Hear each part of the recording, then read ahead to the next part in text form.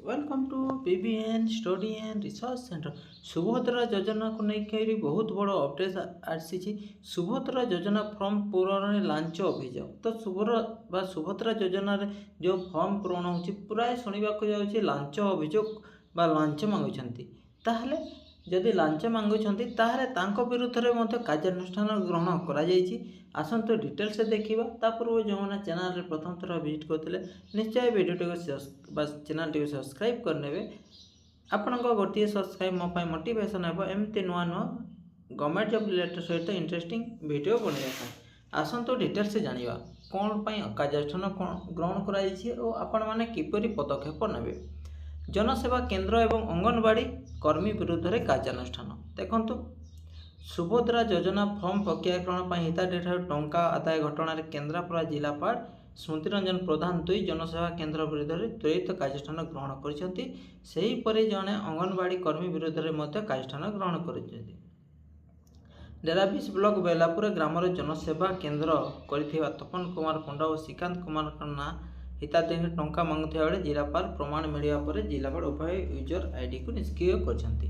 तो देखो जो मैंने पैसा मांगुं जो मैंने टंका मांगुं विरुद्ध में आपन को गोटे कम करने को प्रूफ रखा पड़ो।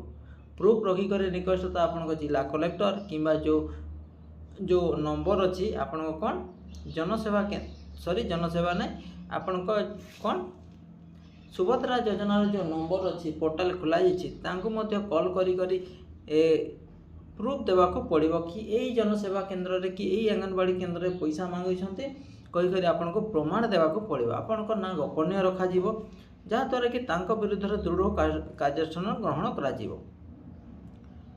फल दुहें आउ लोक सेवा जोगाई पारे। देखो जनसेवा केंद्र डायरेक्ट बंद कर दिगला। एवं से सेवा जोगे सेवा जोगे दे पारे ना। से डोराबिला ब्लॉक बड़ सरदेपुर ग्रामर अंगनवाड़ी कर्मी पुष्पलता पंडा हिताधिकारी को दुर्व्यवहार करने अभियोग पर जिलापाल दरमा बंद कर देते। तो जोटी भी आपन कारण विरोध करूँ नचेत आपण प्रूफ रखिक जिलापाल को कंटाक्ट करते नंबर द्वारा फोन करें।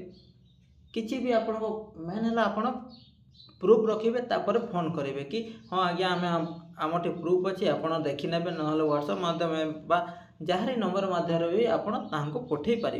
हेले कौन हे ना सांगे सांग कार्यानुष्ठान हे। जो गरीब परिवार माने अच्छा जो मैंने काम कले निज परिवार पोषुंट पैसा नाटा एक भूल कहीं सुभद्रा योजना जो फॉर्म ओडिशा सरकार डिक्लेयर करछन्ति कि जिते भी सुभद्रा योजनार फॉर्म मिलूँ एवं ऑनलाइन ऑफलाइन जहाँ होता मागणारे होची।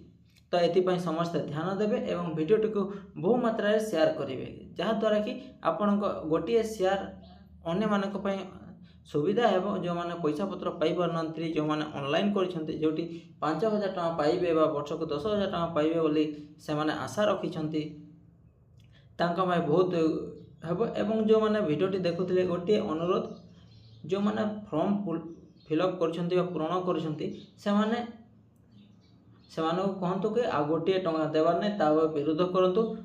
देखु एथर जदि आप फॉर्म फिलअप 17 तारीख पूर्व जदि कर न पारे 17 तारीख पूर्व कर न पारे आपण पैसा कुआड़े जीव ना।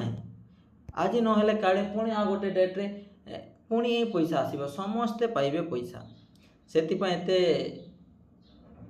धीर माने आराम से धीर सुस्थ काम करूँ जहाँद्वारा कि समस्त अकाउंट रे पैसा आसो। यही इनफॉरमेशन केमिति लागला निश्चित कमेंट मध्य जानवे एवं भल लगी चैनल सब्सक्राइब करने सहित सांग मान सहित शेयर करेंगे। Thank you thanks for watching.